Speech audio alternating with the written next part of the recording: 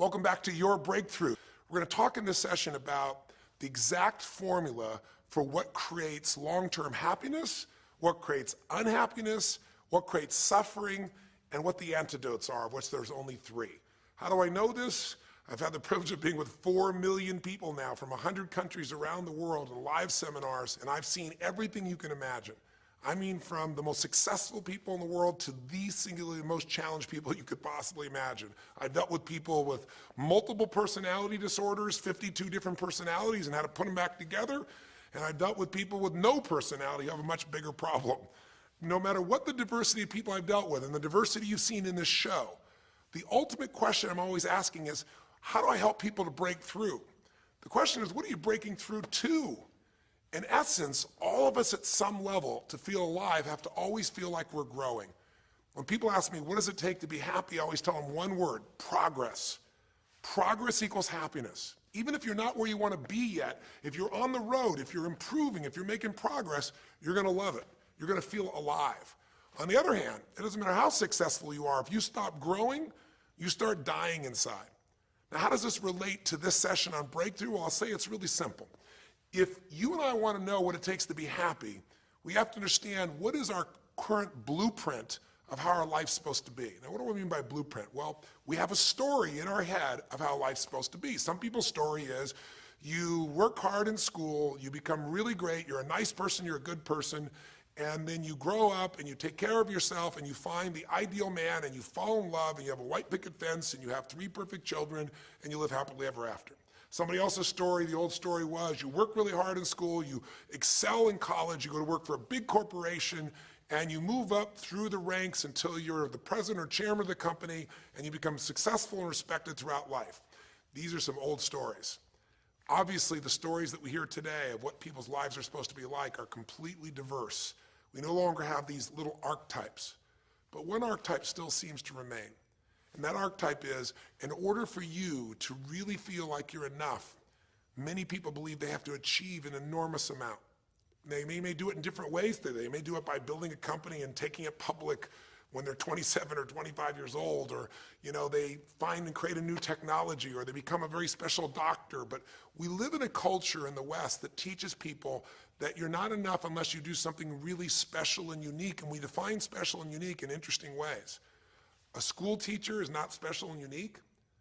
A mother who stays home with her children day and night, sculpting their minds, their bodies, their souls, and their future is not special. We live in a world today where we treat teachers like they're nobody and pay them accordingly, and we wonder why our children seem to have challenges in learning and growing or being engaged in school.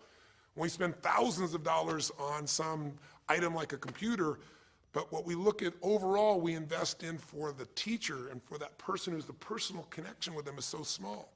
We live in a society where many women look down and say, well, you're just a housewife, you're just a mother. See, some of the pain we have in our society is not because there's one right or one wrong approach, but because we try to make everybody fit into some particular approach to life. Here's what's going to make you happy or make you unhappy in life. It's real simple. Let's do a quick test. If you're in a situation right now where you look at your life, I know there's an area of your life that you probably feel pretty darn good about. Even if you're not happy with your finances, I bet you feel damn good close to your kids. Or if you're not close to your kids, maybe you don't have any kids, maybe you feel really good about your career. If you're doing not so good in your career, maybe you got a really great body that you've trimmed down or strengthened up, or you really shaped yourself the way you want, muscularly, or in the way you look. Or if that's not happening, maybe you feel a really special connection with God, or really close to your mother or father or your family, whatever. Almost everybody has an area of their life they feel really good about if they're honest and if they're fair to themselves. What's an area of your life you really feel happy about? And I want you to think about it for a moment, truthfully. What's an area in your life today that if you wanted to be happy about it, you really could feel proud about it? You could feel like it's an area you're doing darn well in. And if you're really hard on yourself, there's still an area. What's an area? I want you to think of it right now. And I want you to think of that area, whether it's your body or your finances or your career or your intimate relationship or your relationship with your kids or your relationship with your creator, whatever it is. I want you to think about, why are you happy with that area of your life right now today? Why are you happy with that area of your life right now today? Really think about it. If you were in a seminar with me, I'd have you write this down. And if you can put me on hold here for a second, because I'd like to reveal to you what the formula is for happiness. And if I say there's a formula for happiness and here's what it is, you're going to go, yeah, sure, that's what he says. But if you put down the answer and we can see the formula is real without me telling you what it is, you get to look at your own life and say it matches. You're going to know this is right. So you could stop this right now if you want, put me on hold, and just write down what's an area of your life you're really, really happy about, you're really pleased with, or you could be if you wanted to focus on it. And why are you happy with that part of your life right now? Even if you're not happy with everything, what's the area you're happy with and why? Put me on hold right now, or if you're not going to do that, just think for a moment. Why? Specifically, be real. Why? Now, when I ask this, if you turn me back on now, if I ask this of an audience, I'll have people write this down for a few minutes, and I'll call on people, and I'll say, share with the person next to you first. What are you happy about, and why are you happy in that area? And be specific. And after they share, I'll have people stand up, I'll call on a variety of people, and I say, ma'am, tell me, what are you happy about? And she'll say, well, honestly, I'm really happy with my body. She goes, I never thought I'd say that, but I used to be so unhappy with it, and you know, I did some things, I pushed myself through, and now I exercise regularly, and you know, I'm not perfect, but I feel fit, I feel strong, I feel energetic, and that's really, I don't know, it just feels good to me. Now, I say to everybody, I'm now going to show you what the formula for happiness is, and it's real simple. I want to reveal it to you so you don't ever forget it. Whenever you're happy with an area of your life, it's because right now, your current life experience, I call it your LC, your life conditions, the conditions of your life conditions in that area match or are equal to your blueprint, your story, your belief about how life should be in that area. So this woman says to me, I'm really happy with my body because it's not perfect. Her blueprint is I don't need to be perfect, but it's so much better than it was. I'm fit and I'm strong and I have this energy. Her mental blueprint says I should be fit, strong, and have energy. I don't need to be perfect, but I should be that way. Well, when my life, my body matches how I think it should be, I feel good about my life. I'll ask somebody else. I'll say, tell me an area you're happy with. Someone else will say, well, I'm really happy with my career. And why? Well, I'm doing better than I even thought I would be. I mean, I'm ahead of the schedule of where I hoped I'd be at this stage. I'm working at this level in this company, and I have these skills and this ability, and it's even better than I thought. Well, once again, listen, this person's happy with this area of their life because their current life conditions in the area called their career are even better than they expected they would be, better than their blueprint, better than their belief of how it should be. If it's really better, you tend to be over the moon. One woman would say, I gotta tell you, I said, I'm the happiest I've ever been in my whole life. How come? She goes, because I have this man in my life and I'm in love with him and he loves me and I can be myself with him. And we have this incredible intimacy and this passion and we want to be with each other all the time and I never get bored with him. Well, what's her blueprint? You want to be with somebody that you can have total intimacy with, somebody who you love and loves you. Those are part of her rules, her beliefs of how it should be. She said, it needs to be, I never want to be with anybody else. I want to be with them every moment. Her blueprint about how life should be and the way she lives, her relationship's even better than she hoped. When it's better than you hope, you're going to be totally excited. So think about this then. What's an area you're not happy with? Let's see if we can find the formula for unhappiness. If the formula for happiness is to be able to meet your expectations or exceed them, that really makes you excited, but to be happy, you gotta at least meet it. It doesn't have to be perfect, but if you generally are meeting what you expect you want from your life in that area, you feel good. Life conditions match blueprint, feel good. So what makes you feel bad? What creates pain, stress, frustration? Real easy way to figure it out. Answer this question. What's an area of your life you're not happy with? I mean, be honest with yourself. And even if your life is great in all kinds of ways, I'm sure there's an area you'd like to improve. Anybody who's honest, if they're doing great in their career, very often they don't take care of their body so much.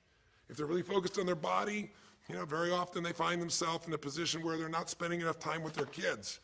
Or if they're spending time with their kids, their intimate relationship's not doing so well. Because it's the nature of human beings to focus on areas they feel comfortable with and strong in and give those time. And the areas they don't feel so strong and they go, I don't have time for it. What they're really saying is, I don't feel very competent in that area. So what's an area of your life that you are not as happy with? I mean, it's healthy, honestly, to look at areas and say, I don't like it, I want more. This whole concept of a breakthrough is about how do I close the gap between where I am right now and where I want to be. That's what we're here to do. It's like, here's where I want to be, here's where I am. It's healthy to see there's a gap. That makes me have this hunger, this drive to grow, to feel alive, to expand as a human being. So what's an area you're not pleased with? Is it your body? Is it your finances? Is it your career? Is it your spiritual life or lack thereof in terms of feeling connected in that area? Is it your kids? Right? What's the area? What's the area that's not where you want it to be? And then answer for a moment, why aren't you happy with that area of your life right now? Why specifically today are you not happy with that area of your life at this stage of your time of your life? Again, you can stop this and write it down. Might be useful for you.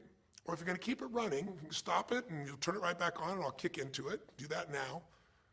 Or if you kept it running, then just I'll give you what happens. I have people write this down and they don't like this exercise so much. Well, I don't like my body, or I don't like my finances, I don't like my career, I don't like the person I'm in a relationship with, I don't like myself the way I'm in relationships. Why? And they write it all down. Have people share back and forth. I call on people, and the lesson's pretty clear. I tell people in advance, here's the formula for unhappiness. I'll show you before you do anything else.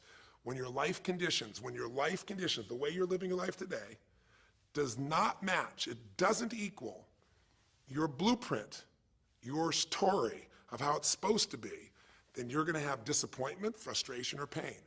If your life is way different than the way you think it's supposed to be, you can have enormous pain. If it's a little different, you might feel stressed. Make sense? So people stand up and they say, tell me, what's the area you're not happy with? And the person says, well, I'm really not happy with my finances. And I go, why? And they say, because I'm doing worse now than I was 5 years ago. I made mistakes in the market, and at this stage of my life, I should have this much money, and I don't have it, and I don't know how to change it, and it's making me crazy. And why are they crazy? You say, well, because they don't have their economic needs met. No, you can not have your economic needs met, and you can still be okay, but when you have an idea, this is what my need is, and I did the wrong thing, my life doesn't match how I'm supposed to be, that's when people get a little crazy. See, think about it. If you grew up taking care of folding your own clothes, making your own meals, going to the store, doing the grocery shopping, cleaning the bedroom, cleaning the house, vacuuming, taking out the trash, and you did that your whole life, then if you have to do that later on, you don't feel like you have economic pain because you don't have a maid.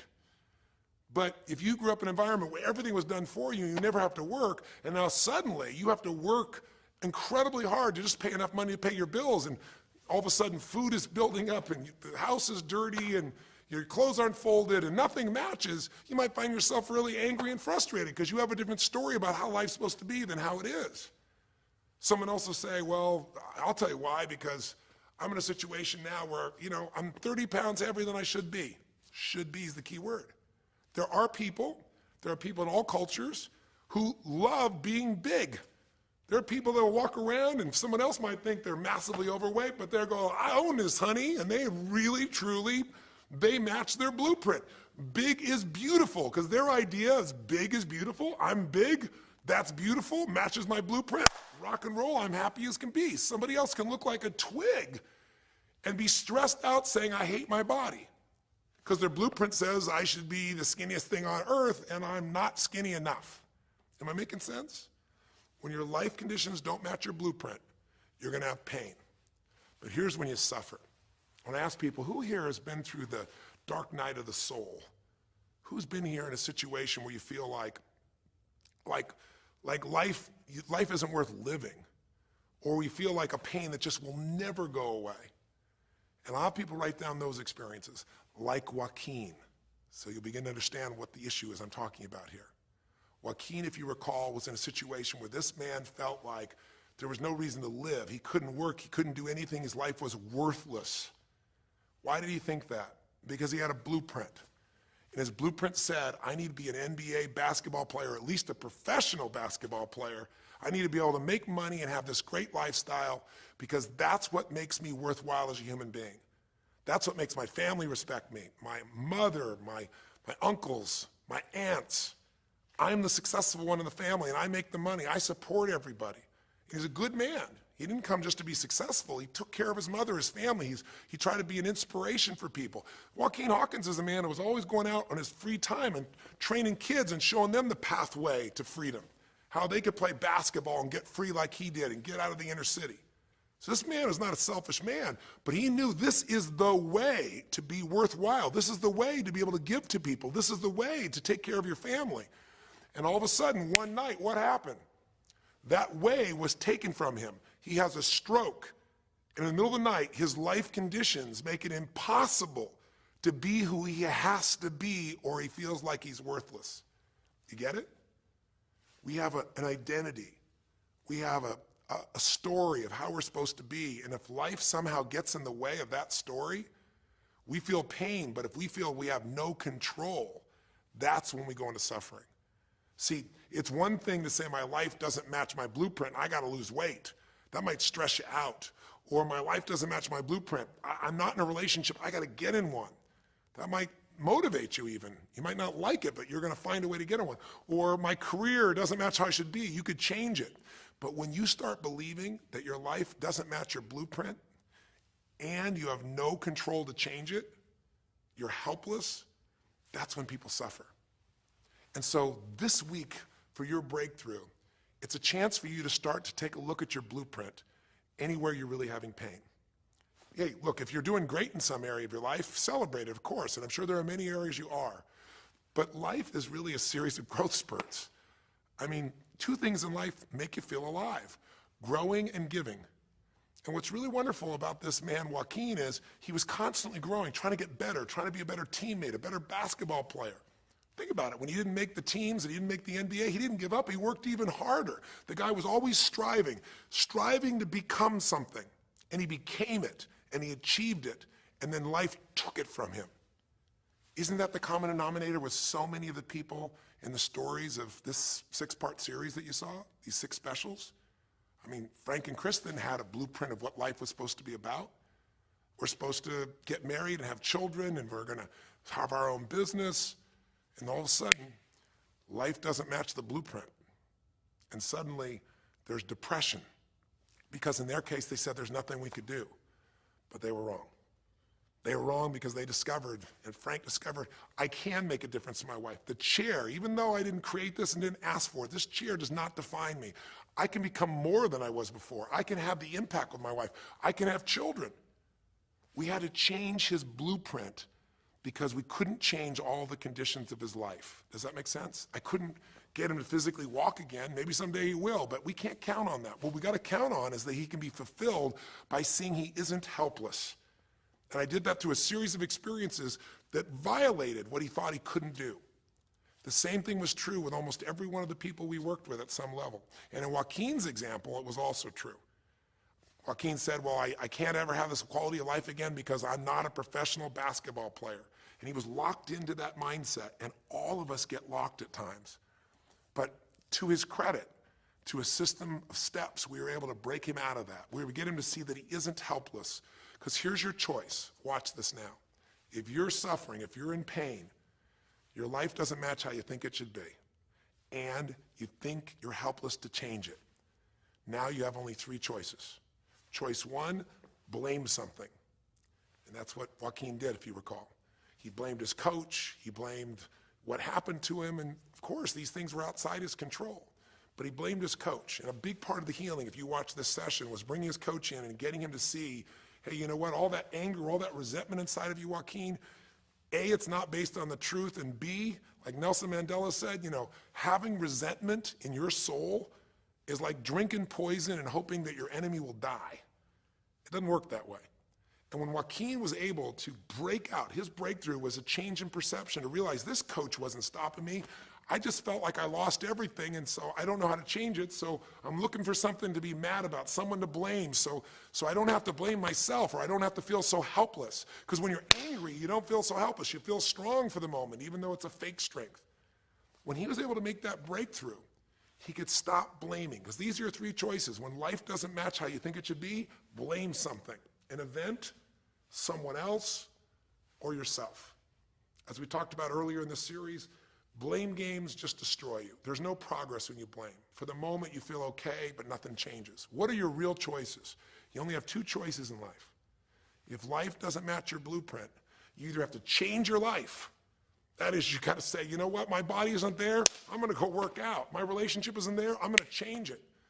I'm not making what I gotta make. I'm gonna retool. I'm gonna get a new skill. I'm gonna go back to school. I'm gonna start a business. I'm gonna do something. You have to do something to change your life. Or, in order for you to be happy, if you can't change your life, you're gonna have to change your blueprint. Usually in life, it requires a little bit of each. Does that make sense? And if you change your life and change your blueprint, you can have an extraordinary life. And what you witnessed this man do was once he let go of his anger and his denial, once he started to look at things, he began to find by spending time with his family that he was worthwhile being loved whether he played basketball or not. Of course, he'd love to play basketball, but professional basketball was no longer a part of it. And we got to get Joaquin to shift that. And Joaquin is a metaphor for all of us, because all of us are going to have times in our life when what we want or think life should be like isn't going to match how life really is. Those moments, if we blame, our life goes into pain. If we change, we can change our life and match our blueprint. But we have to also know when it's not within our control. And that's how we're able to make a shift and change what our story is for our life, what our expectations are, not by lowering them, but by changing what that model really is. I hope this makes sense to you. I'll give you a great example. Years ago, I do a lot of work with business people, celebrities, people of all kinds of walks of life. And I was dealing with a group of people, and they knew a very, very powerful celebrity.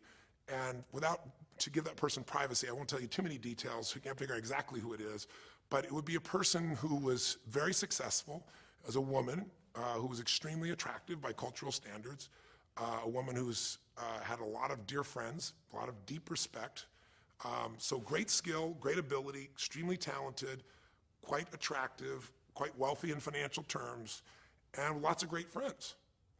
This would be, for most people's idea, the ultimate blueprint. If your life matches that description, you must have an incredible life. But ironically, this particular individual, as famous as they were, was depressed all the time. They had seemingly everything, and yet the person was depressed. How do you get depressed when you're smart and you're strong and you're beautiful and you got great friends and you're rich and you're famous? Well, it's real simple. People said, I don't know what it is. Everyone's tried to help her. She's been through counseling. She's got all these different drugs. Nothing's working. She's taking antidepressants and she's still depressed, which is not uncommon, by the way. Because if you change the way you feel physically, but you still see your life doesn't match how you think it should be at some level, and you feel like you're helpless to change it, you're going to be depressed. So I said, bring her to me. I said, I can help her. I know that sounds like hyperbole, but I absolutely can help her. Well, how do you know that, Tony? Because I already know what the problem is. I know if someone's depressed, it's because they feel helpless because their life doesn't match how they think it should be.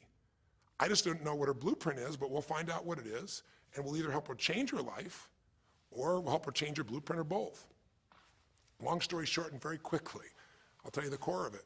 She came to me and she spent maybe the first half an hour telling me, apologizing, saying, I know I should be happier. I know it's silly for me to be depressed. I don't know why I'm so depressed. I know I should be grateful for what I have, and I am grateful. And it was all these reasons why she knows she should feel good, but still didn't. And I tried to finally explain to her, listen, I don't care about that. I care about you. The fact that you're not happy has nothing to do with what you have or don't have. The fact that you're not happy is that your life doesn't match the way you think it should be. And you have some idea of how you think it should be. And worse, if you're this depressed after all this time, you feel like you can't do anything. You have no power to change it. You feel helpless. And she looked at me in a certain way, and I said, so what is that? What did you want your life to be like? She goes, well, it sounds stupid. I said, it's not going to sound stupid to me. She said, well, I don't know. I just always, since I was a little girl, dreamed that I would be married, and I would have 3 basically perfect children, and they would love me totally, and I loved my husband, he'd love me, and I said, okay, so how's that working for you so far? And she said, well, I think you know, because she's a pretty famous person. She said, I'm divorced twice, I have no children, and I'm now X age.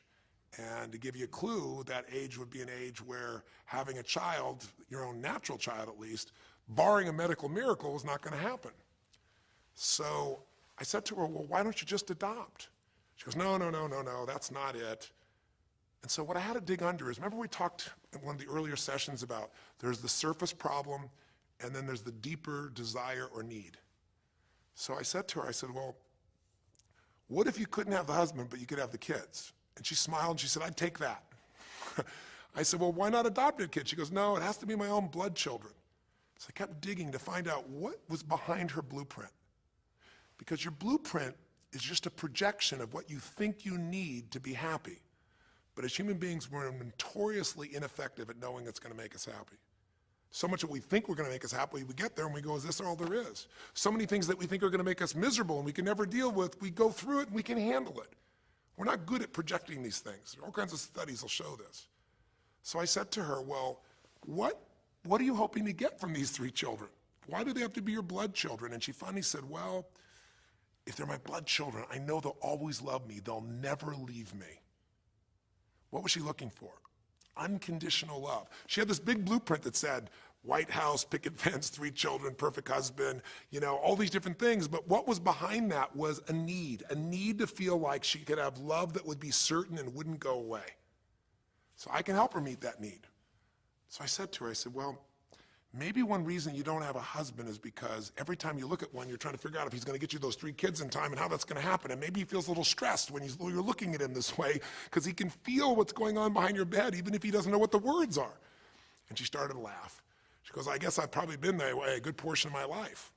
And she goes, people wonder, why I'm so uptight. I said, you're uptight because you felt like you're running out of time trying to meet some picture. But I said, all you really want is love. I said, don't you have a lot of love in your life? Tell me about your friends. And gradually, I got her to start seeing this love that she was trying to get was already here. It didn't match the picture. Maybe we could paint a new picture of what life could really be like and make sure that picture met her deepest needs. That's basically what we did with Joaquin. Joaquin wanted to be a professional basketball player because he loved basketball, yes, but also because he wanted to be that man who was a leader. He wanted to be the man who was the good man. He wanted to be the one who brought energy to people. He wanted to be the man people would look up to. He wanted to be the man who could take care of his family in style, all of his family, not just his daughters and his wife, but other people as well. Underneath it all, he wanted to know that he mattered. And through the process that you saw in this show, he began to find out that he didn't need to be angry at the world, that yes, his blueprint was taken from him, but his soul and his ability to be a special human being that could touch other people was not taken from him. That maybe his real gift was his ability to inspire young kids, his ability to get himself to do whatever it took. How did he become a professional basketball player? Unbelievable discipline, unbelievable drive. He started bringing that to picking up trash, and the game started to change. He started to have fun there. He could come home and take care of his kids and pay his bills. That doesn't solve everything, but it gives him a way to suddenly regain himself. When he sat around with all of his family, and you saw part of those scenes, and if you watch little areas of browsing this week, you'll see some more scenes from his family where you see him beginning to realize they love me whether I'm rich or poor. They love me whether I'm a professional basketball player or not. They love me. That's what he was really after. And when he got that, it allowed him to let go and say, I can do other things. That doesn't mean he won't have challenges. We're all going to have challenges in our life. It doesn't mean that at times he won't wish he's doing more. But he's no longer stuck. He's broken through because he now knows I have control. I can change my life or I can change my blueprint. And when I do, I can fulfill it. I can start to feel that aliveness. Now here's the trap. What do you think happens once you fulfill your blueprint regularly? Once you figure out how to do what you always dreamed of? You always dreamed to live a certain way, and now you're living that way every day. Well, the human nervous system, the human spirit needs to grow. So pretty soon you'll get bored with that, and you'll come up with a new blueprint. That's part of life that's exciting. See, if you and I from this day forward are going to be happy, just remember what we've said. It takes 2 things, grow and give. A meaningful life comes from growing, that sense of progress, and it comes from having life not just be about me, but about we, doing something that makes me feel connected to other people besides myself. That growth, that sense of contribution fills a deep spiritual need that we all have. If you are unhappy in your life, you got 3 choices, really 2. Blame, that's not a choice, it's not going to work. Don't blame someone else, don't blame the event, don't blame yourself. Just figure out what you're going to do to change your life. That's my specialty. If you like my coaching or my team's coaching, come visit with us. Come to an event. Come get a coach. Come through a program, and we'll guide you through it more than just a few minutes like this, and we'll do it directly, an environment that'll shift you. Or change your blueprint. You're going to have to rewire what's going on inside, and that's what we focus on as well. So I hope this journey has been an interesting one for you. I hope it's opened up your eyes to what it takes to go from where you are to where you want to be. It takes changing your emotional pattern. It takes bringing presence to your life. It takes realizing you have no problems compared to somebody else and putting your life in perspective.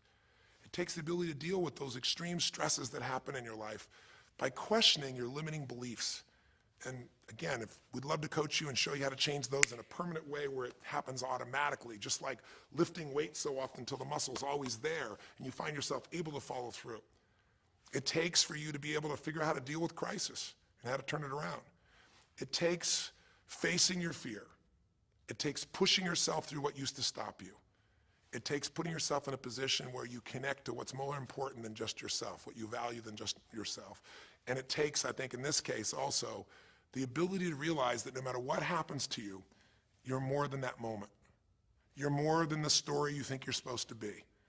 And that even when you're not matching what you think you need to be, maybe there's a reason for that. Maybe you're having to find a different part of yourself that's going to fulfill you at a much deeper level.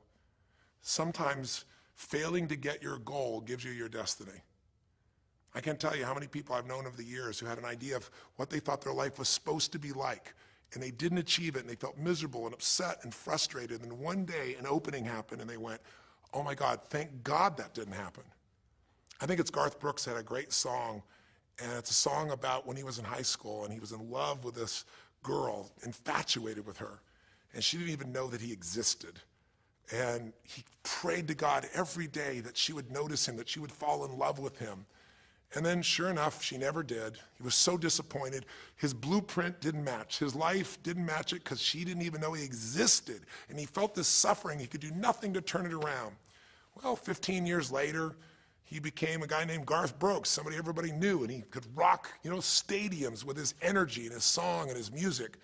And he goes back to be at his high school reunion. I think it was his 15-year reunion, if I remember correctly. I don't remember the exact year, but all I remember is he said he saw that woman that he was so obsessed by. He was looking forward to seeing her.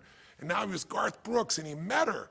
And after he met her and spent some time with her, he wrote a song called Thank God for Unanswered Prayers. Sometimes not getting your blueprint's the best thing that ever happened, because the disappointment drives you to find something more important inside of you. Or not getting it makes you look for another aspect of your life, a spiritual aspect, a family aspect, a physical aspect. If you can just trust that life doesn't happen to you, it happens for you, then you can find in any situation a benefit that can take your life to the next level. I don't care if you're Frank and Kristen.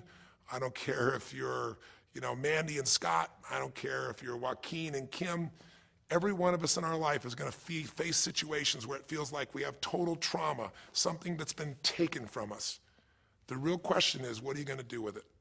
Some people just live in their story of what they don't have, and they have the right to do that. If Frank and Kristen lived in pain and felt bad, we'd all say they have the right to do it. It's the difference between what you have the right to do and what you deserve to give yourself and others. We have the ability to transcend whatever happens to us. There's something called post-traumatic growth. Very few people know about it. Two people go through the same stress, one's destroyed, the other grows. What's the difference? The people that grow will not give up. They don't have any excuses. They find the way to break through whatever it takes. And when they do, three things happen. Number one, they realize who they really are and what they're capable of. They realize they're so much stronger than they thought they were. And number two, they deepen all their relationships. You want to know who really cares about you, who you love and who loves you? Go through some tragedy. Go through some hard times. All your Facebook friends go away. Your real friends, your real family shows up for you, and you show up for them. And it deepens your relationships. And the third thing happens, if you can push yourself through and break through whatever challenges life gives you, is each time you have a breakthrough, you get stronger. And it almost like builds a psychological immunity in you, where suddenly, all of a sudden, it's like stuff happens, you know stuff's gonna happen, and you're not scared of it anymore.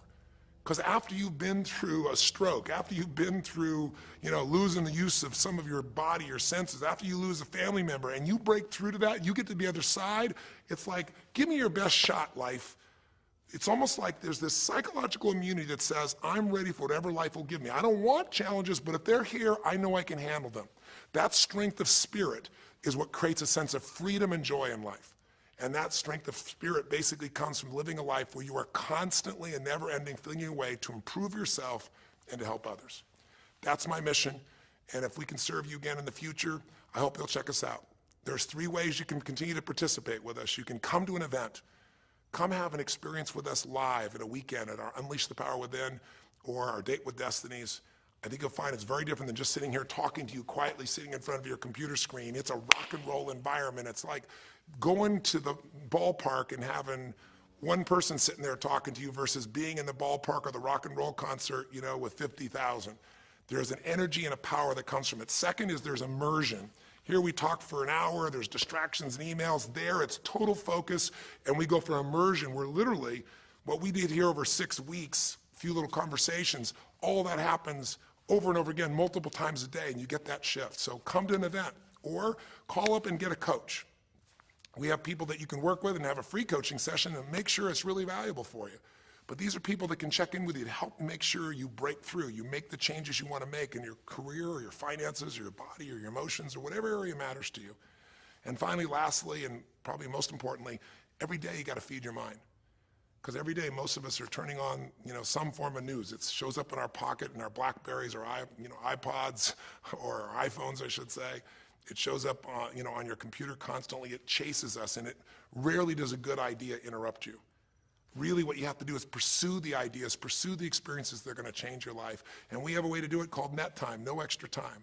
A way where you can keep feeding your mind the stuff that really matters with some products or services. So if you're interested in any of those things, be sure to click on your interest of an event or interest in having a free coaching session, or maybe try one of our audio programs, because the other challenge here is with video, you got to sit here potentially and watch me, but with audio, you can do it while you're working out, you can do it while you're cleaning the house, you can do it while you're driving in the car, while you're getting to work.